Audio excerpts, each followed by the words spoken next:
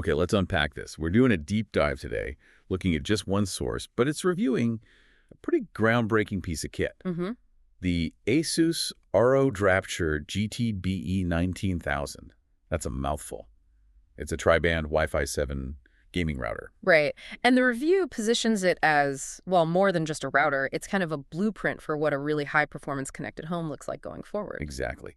So our mission for you listening is to figure out what makes this thing tick.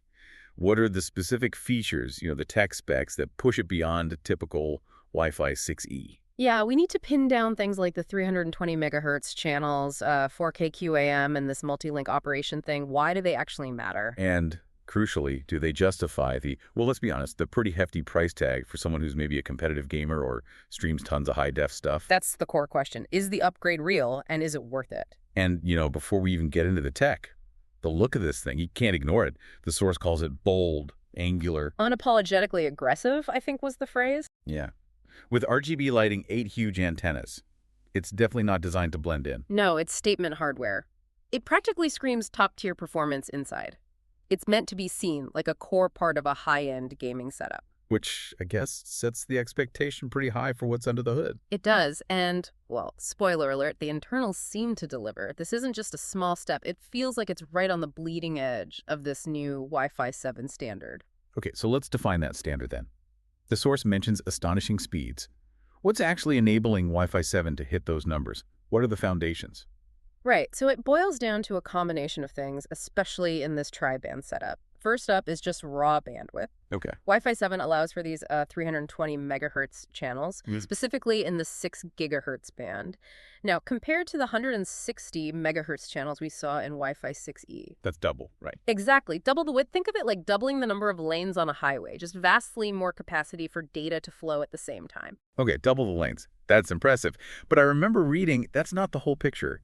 It's also about how much stuff you can fit in those lanes. Precisely. That brings us to the second key factor, 4K QAM. 4K QAM sounds technical. It is, but the concept is about efficiency. QAM stands for quadrature amplitude modulation. Basically, it's how densely the router packs data into the wireless signal. Older standards use, say, a 1024 QAM. This 4K QAM lets it encode data using much, much more complex signals. It's like instead of using simple blocks, you're using incredibly intricate ones. You're fitting more data into each transmission. Yeah, significantly more. Roughly 20% more data per transmission compared to the previous gen. It boosts the potential peak speeds quite a bit. Okay, so we've doubled the highway lanes with 320 millihertz, and we've made the data payload denser with 4K QAM. That combo must lead to some pretty wild theoretical speeds. It does. But, theoretical speed isn't always real-world speed. The practical benefit here is what counts. And the source suggests this combo really does provide a noticeable, genuine upgrade for people pushing their networks hard. Like who, specifically? Think multiple 8K video streams simultaneously. Or competitive gaming where latency needs to be absolutely minimal. Or downloading huge game files while others are streaming. This setup is designed to handle all that without, breaking a sweat. It's about having capacity not just for today, but for devices maybe coming next year. Okay, this is where it gets really interesting for me. Speed is one thing, but consistent, stable speed is maybe even more important, especially for gaming. Absolutely. And the source really highlights this feature called multi-link operation, MLO. Yeah, MLO is. It's potentially transformative. It changes the fundamental way your devices talk to the router. How so? Normally my phone just picks a band, right? 2.4, 5, or maybe 6 gigahertz if it's new enough. Exactly. It connects to one band. And if that band gets crowded or suffers interference, your performance drops until maybe the phone decides to switch. It can be disruptive. So MLO changes that, uses more than one band at once. That's the key. A compatible device, and that's an important qualifier, can connect and actively use multiple bands, say 5 gigahertz and 6 gigahertz at the exact same time. Oh, okay. It's not just steering you to a better band. It's like having 2 or even 3 connections running in parallel, managed intelligently by the router. So like that highway analogy, it's like using 2 separate highways simultaneously for the same trip. Kind of, yeah.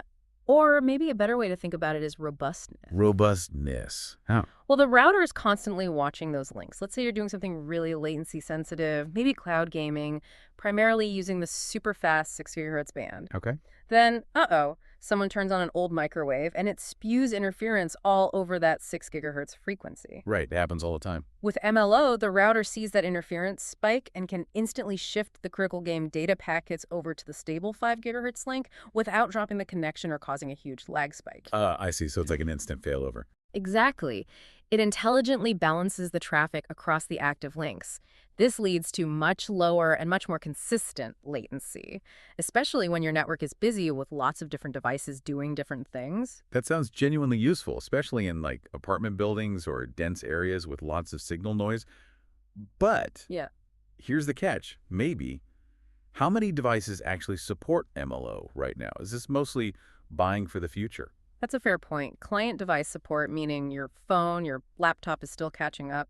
Wi-Fi 7 is new. So it's future-proofing. It's definitely a strong future-proofing feature, yeah.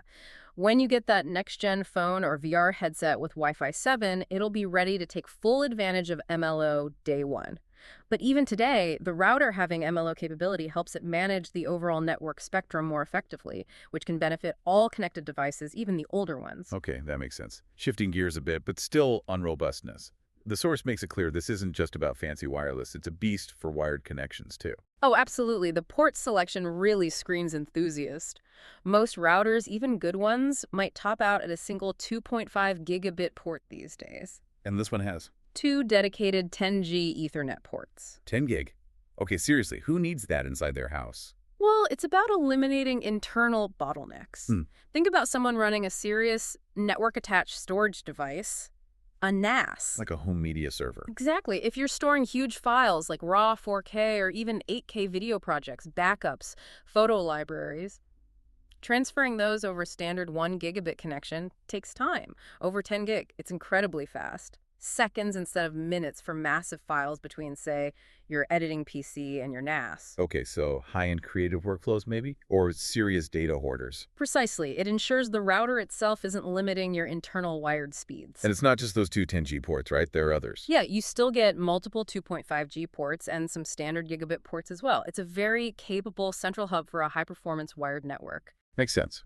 But this is branded as ROG router, Republic of Gamers.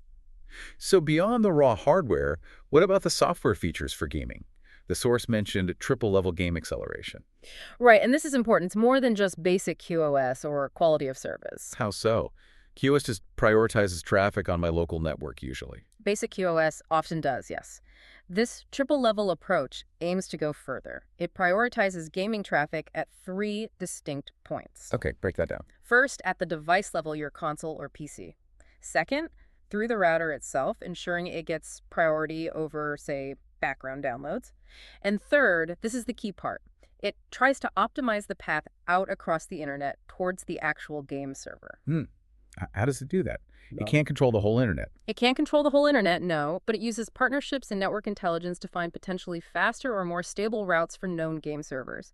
It's about creating a kind of prioritized tunnel for your game data, aiming to reduce those frustrating lag spikes caused by network congestion outside your home. So it actively works to keep ping times low and consistent, even if my neighbor starts torrenting gigs of data. That's the goal, yes.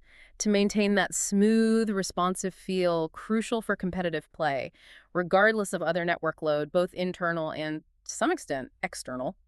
And there's some AI involved, too, looking at the main internet connection. Right, the AI-driven WAN detection. It's basically smart diagnostics. If your internet connection starts acting up, the router tries to figure out quickly if the issue is with your ISP or something inside your network. Saves you yelling at the wrong thing. So much. It speeds up troubleshooting and helps make sure that when your internet service is good, your internal network is perfectly tuned to use it. Okay, so we've covered speed, stability, wired power, gaming smarts.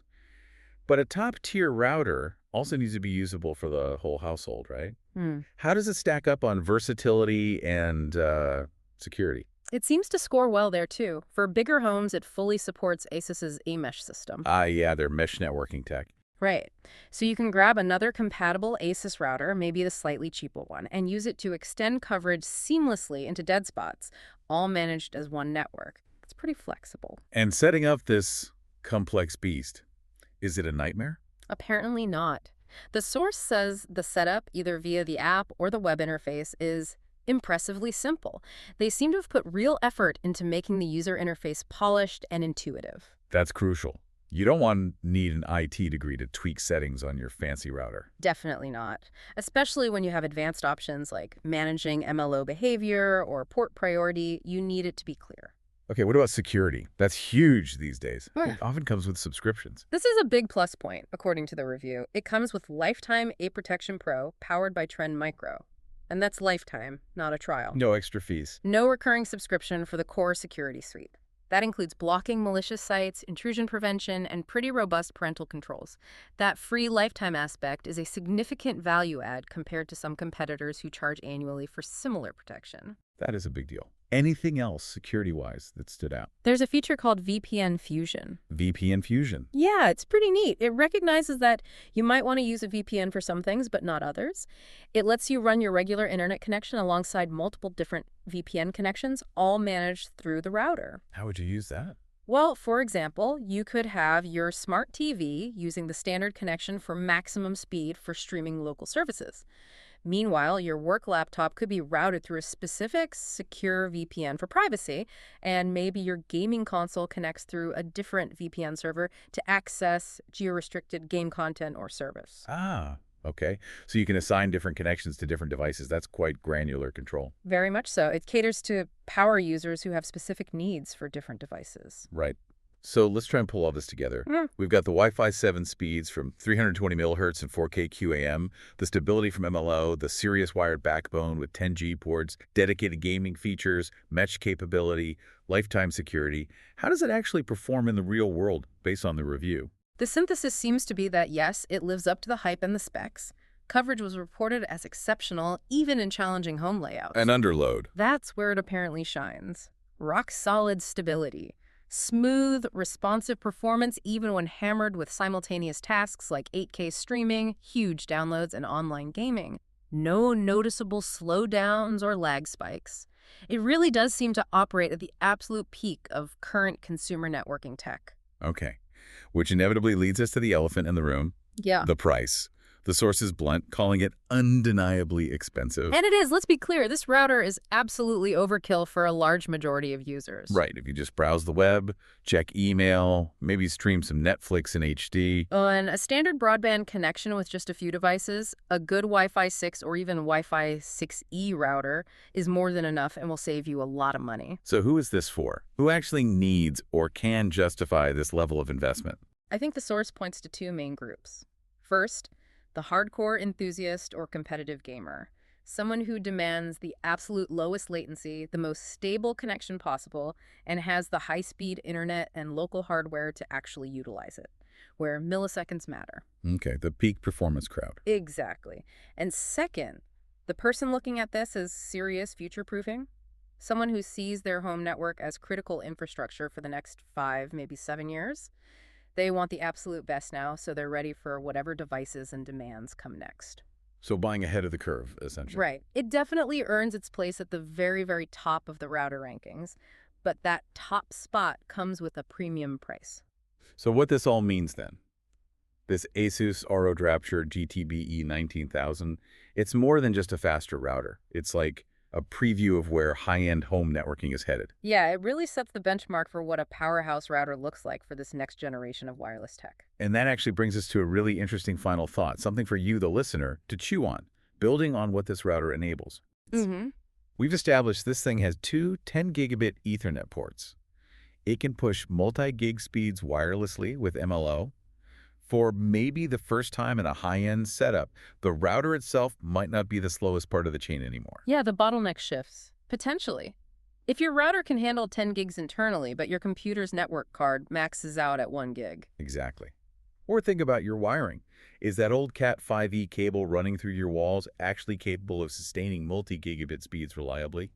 Maybe not. And the big one, like we touched on with the NAS storage speed. Right. Your router and your PC might be talking at lightning speed, 10 gigabits per second.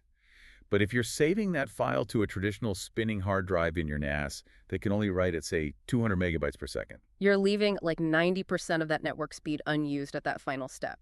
The hard drive becomes the bottleneck. So this router almost forces you to look at your entire system. To get the full benefit, you need to think about upgrading your PC's network card. Maybe your cabling, definitely your storage solutions if you're dealing with large files. What else in your setup needs to evolve to keep up when the router is this fast? It's a great question. The whole definition of a fast network is expanding beyond just the router. It's the entire ecosystem. Definitely something to think about.